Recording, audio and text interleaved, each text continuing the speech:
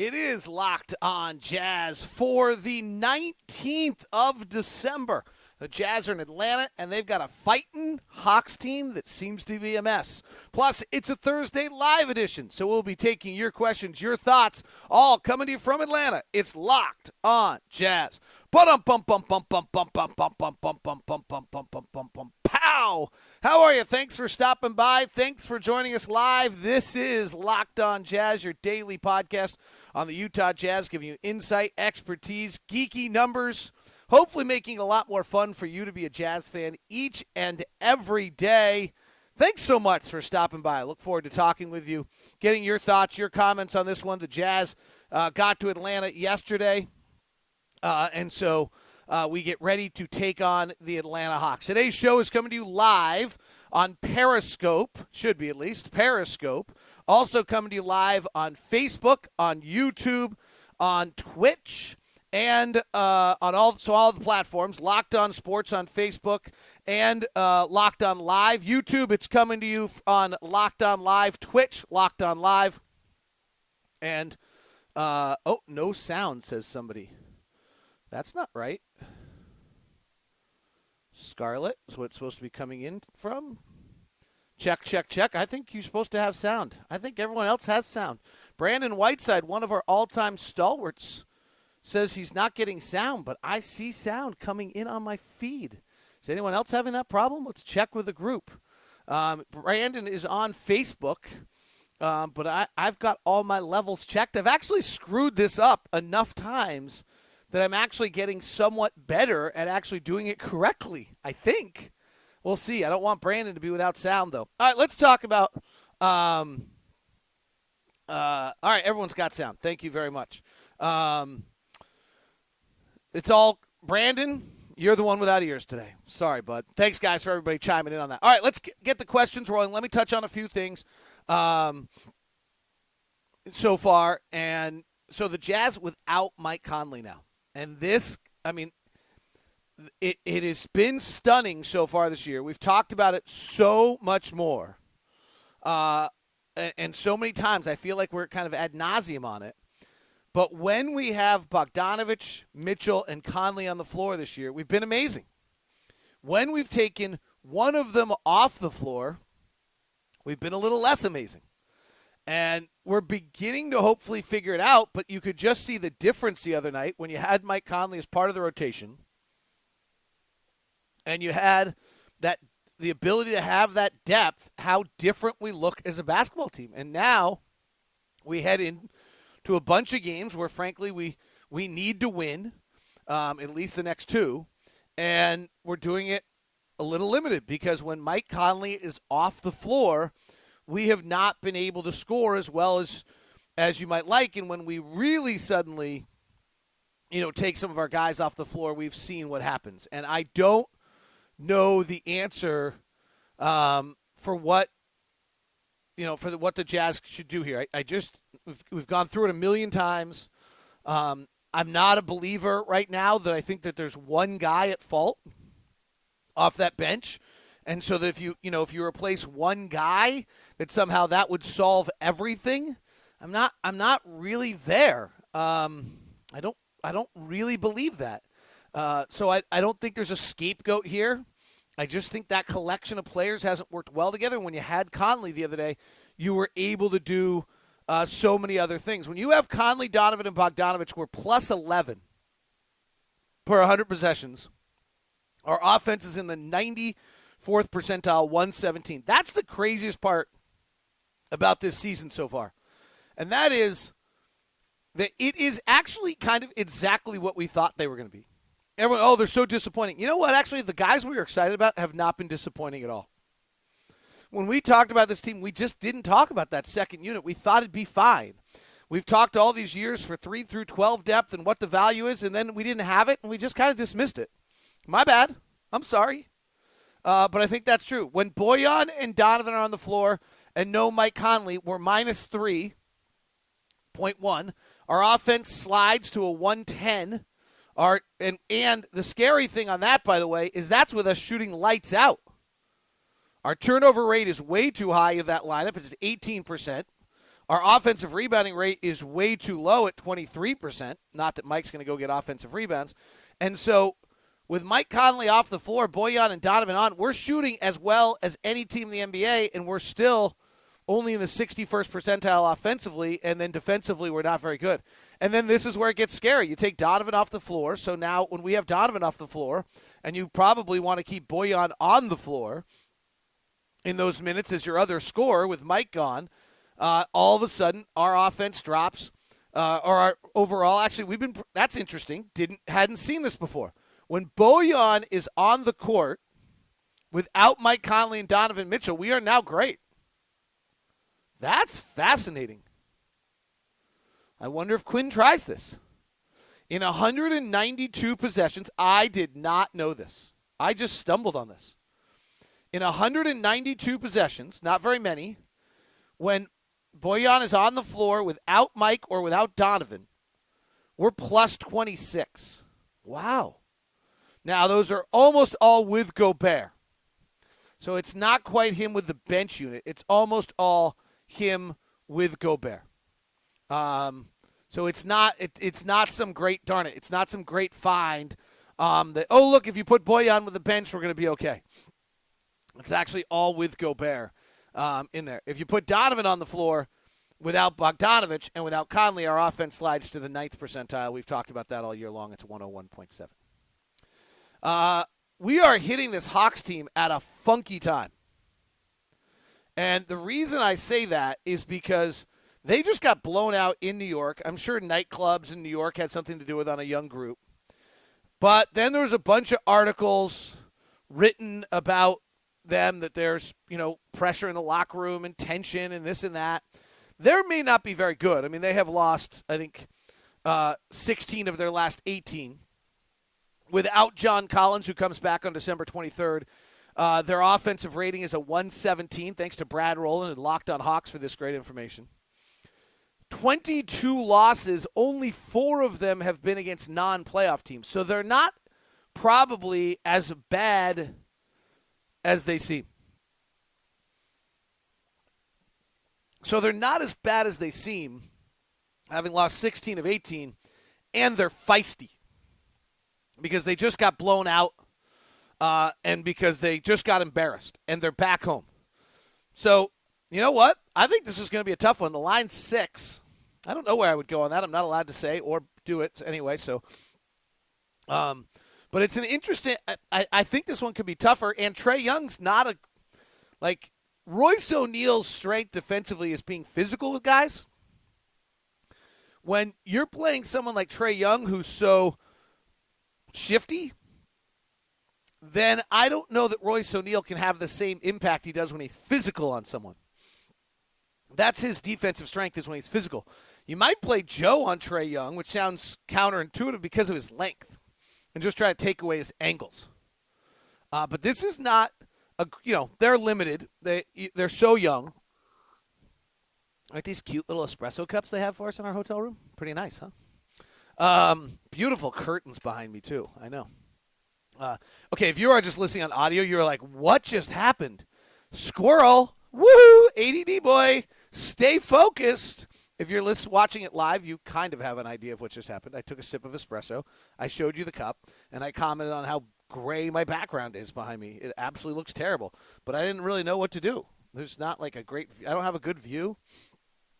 I don't like the – yeah. All right. I was going to sit – never mind. That's about to get in trouble. So I think it's going to be an interesting trip. I think Atlanta's going to be a lot better than we expect.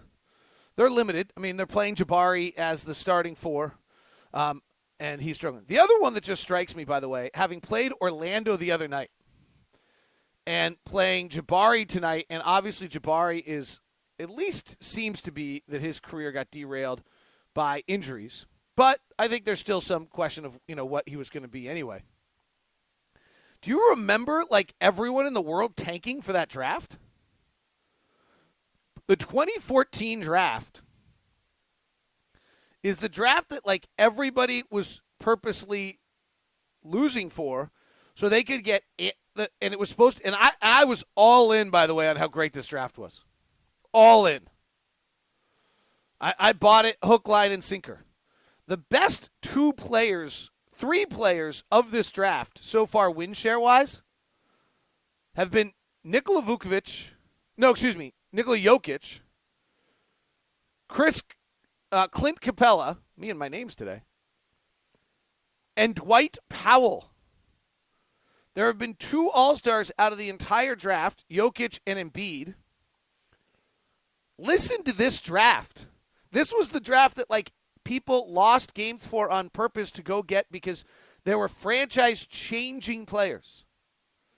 Andrew Wiggins, Jabari Parker, Joel Embiid. Okay, he's been pretty good when he plays. Aaron Gordon, huge disappointment.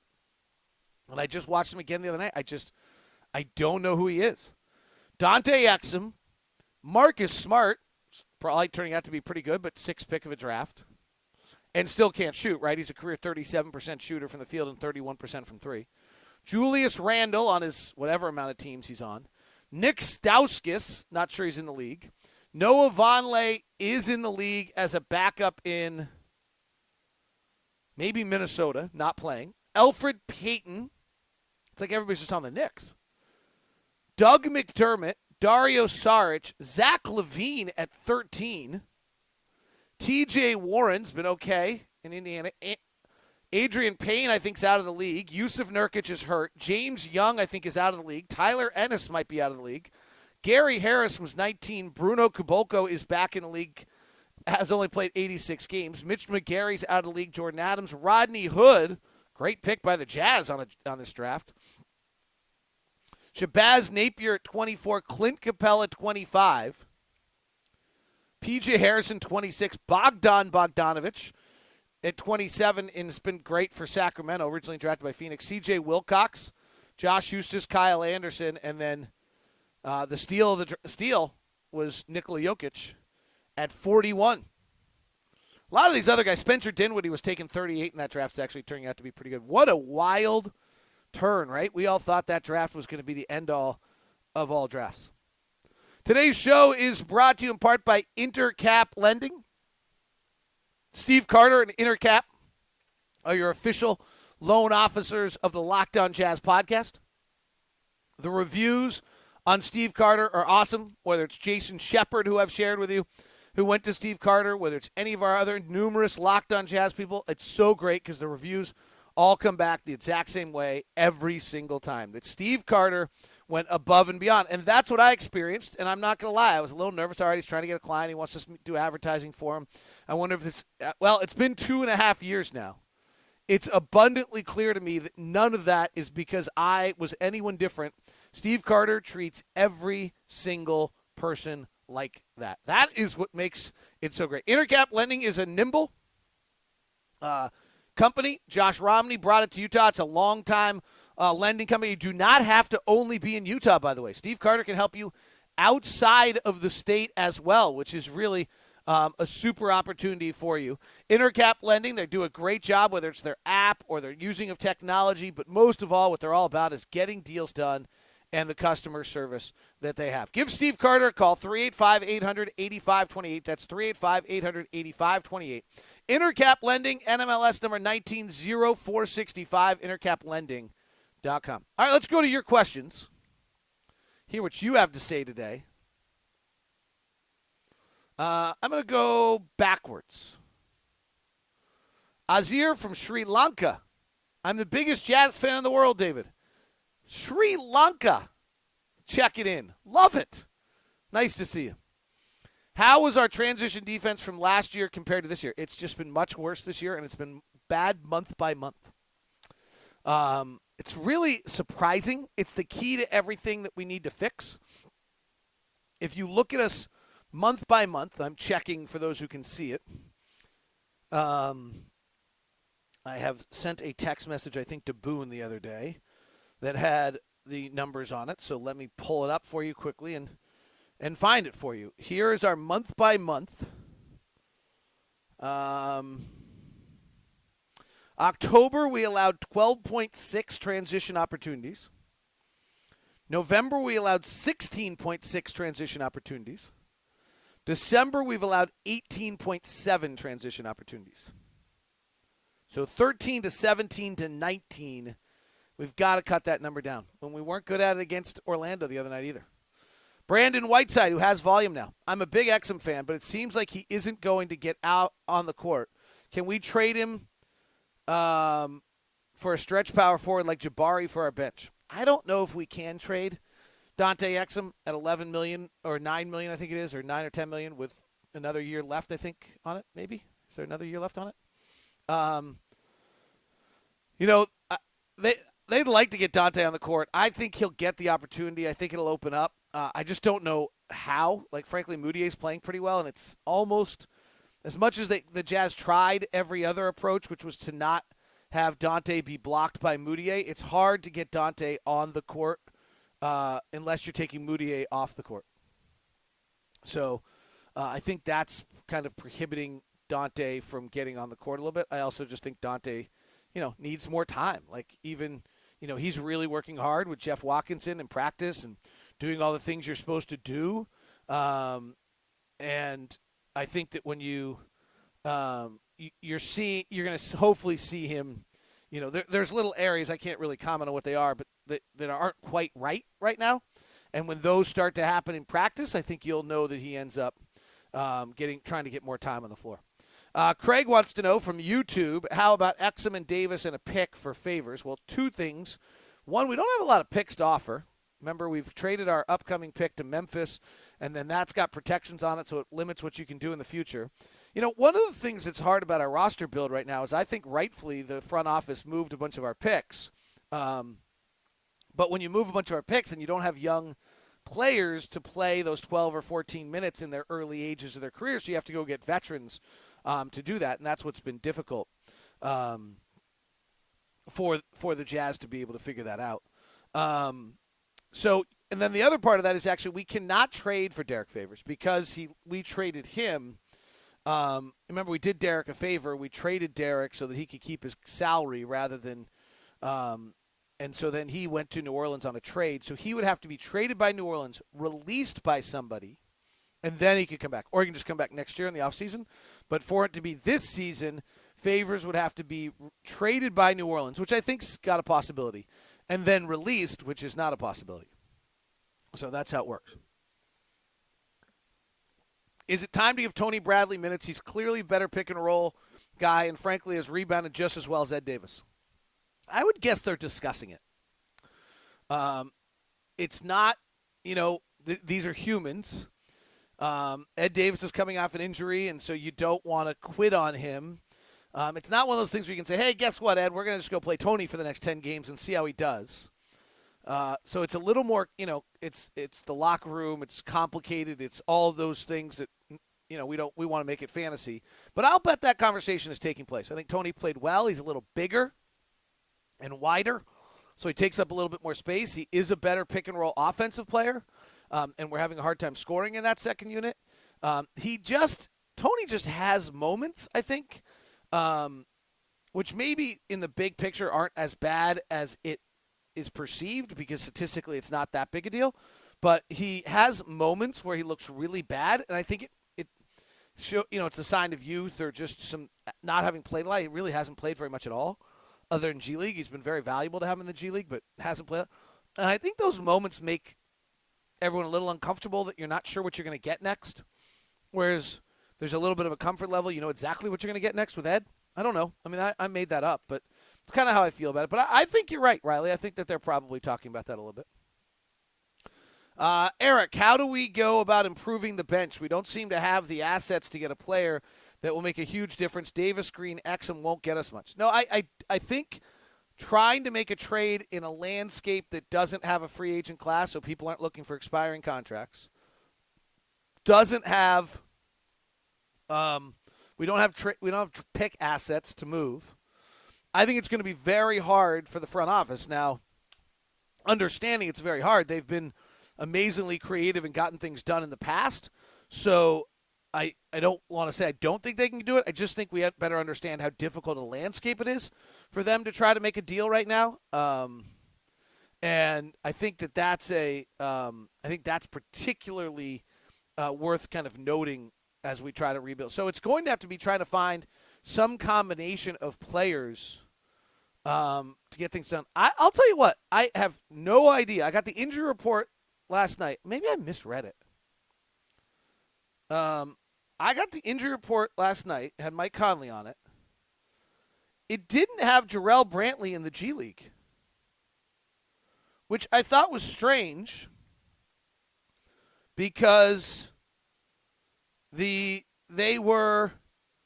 in that Vegas tournament. And so it's a pretty big deal that they're in that Vegas tournament right now. So I was surprised. The implication is, and I haven't seen him here, and they didn't shoot around today, so I don't know, is that if he's not on the injury report, he's up with the team. So maybe we're going to see Jarrell Brantley getting a few minutes to try to add some juice to the group. I don't know instead of whom, but I just noticed that it had Justin Wright Foreman. It had our regular guys back in the G League not available and didn't have maybe I'm wrong. Gosh.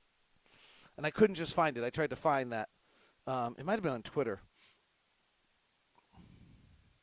Yeah, I don't I'm now nervous about what I just said. Oh well.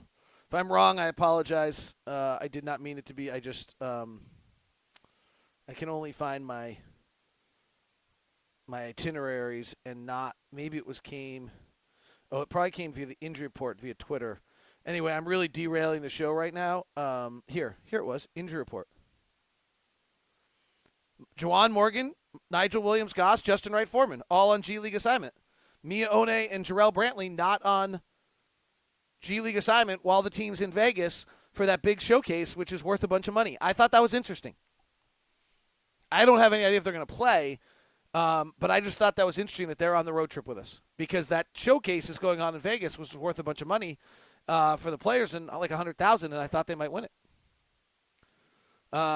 Are the Jazz without a doubt making the playoffs? I think so. Like we're 15 and whatever. We're pretty good for all of our problems. As much as we're worrying about things, we're pretty good. So I do think I don't think we have a problem making the playoffs.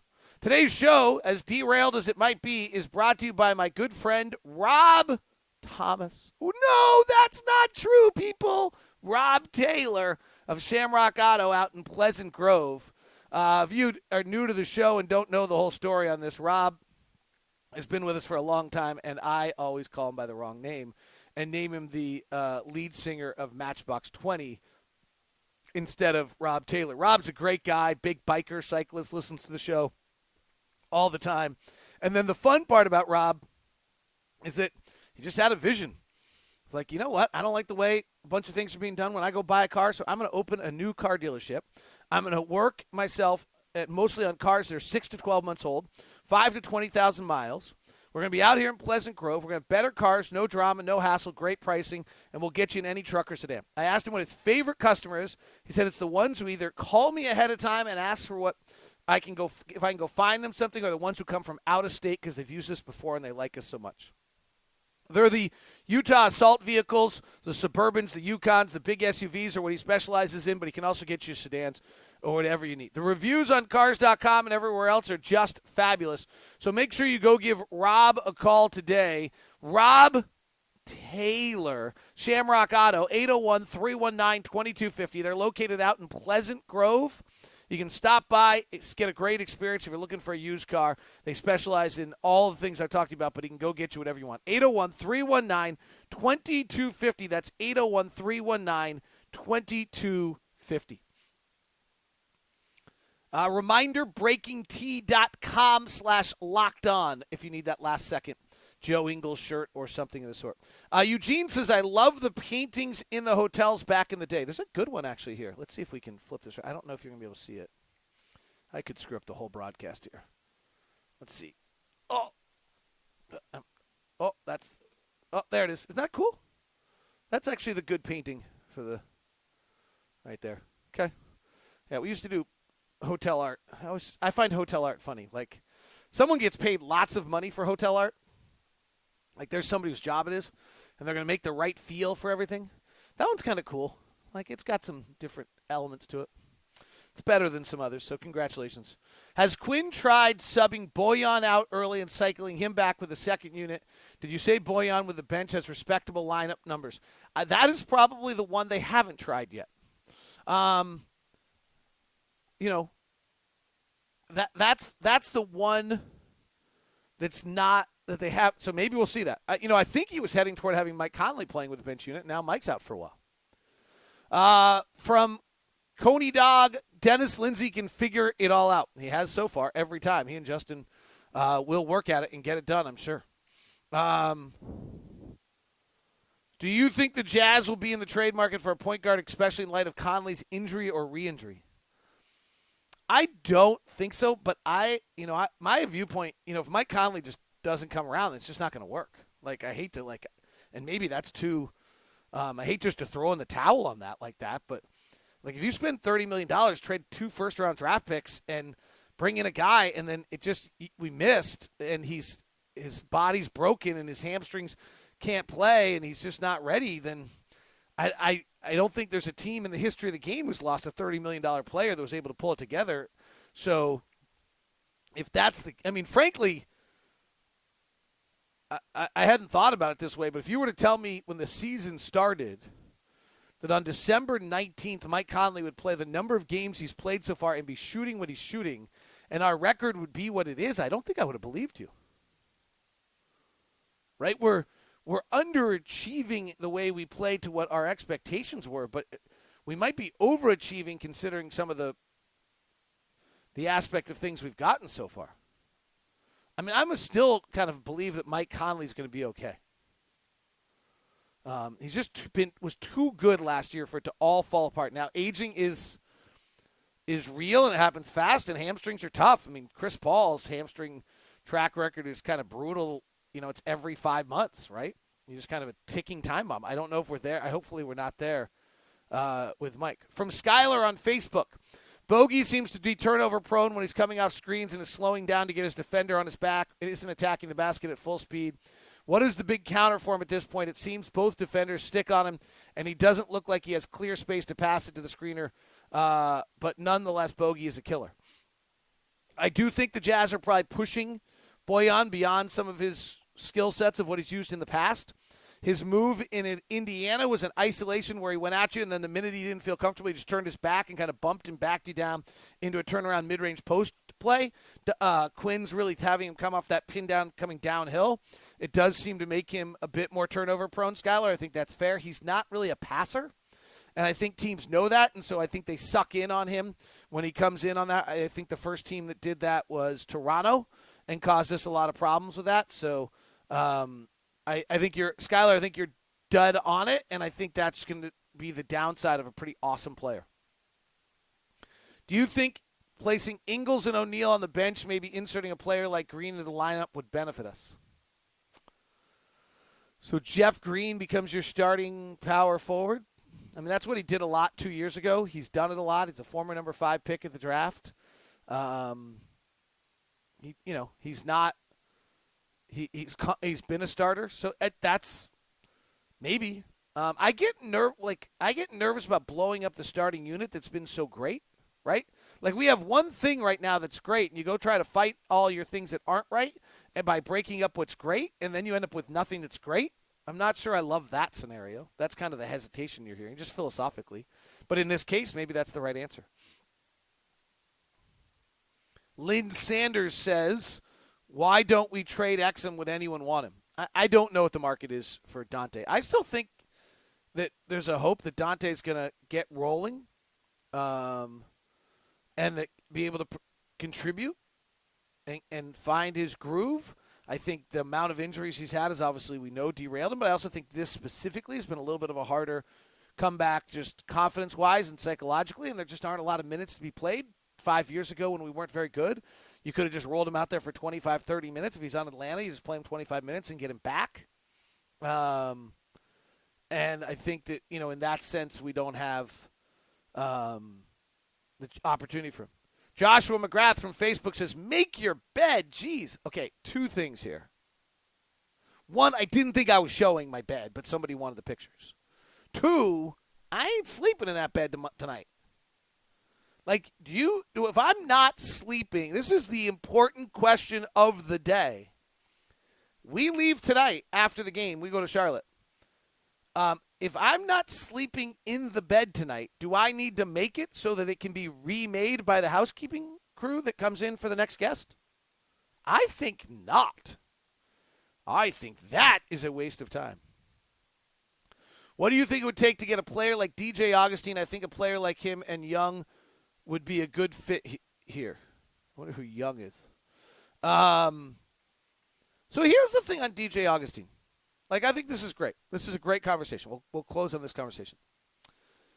So if we went and got DJ Augustine, do you think we'd, beat the Clippers? Do you think we'd beat the Lakers? Do you think we'd beat the Rockets? Do you think we'd beat the Nuggets? So we could go get probably DJ Augustine in Orlando. I don't know. They're trying to make the playoffs. Might not be available. But let's say that a DJ Augustine type player, so 30th point guard in the NBA, is available. And you go and trade for him. How much does he really trade your team, change your team? You're giving up something, right? We're giving up another player, another pick, another. Does he really alter who we are, what our progression is, where we're heading, what we're going to be down the road? I think that's what you got to look at on some of these, trading for trade's sake, just to make I don't disagree that DJ Augustine's nice. He's really small. He's never won a playoff series. He's not really starting point guard in the NBA. And I think he's a great example for this. We saw him the other night, but I just don't know, what does that really, right? Does that change who we are as a team? Does that change? That's what I think you've got to look at when you look at these things. Guys, great questions. You're always so good at this. And ladies, if there were some. I appreciate it. Thank you so much. This is Locked on Jazz.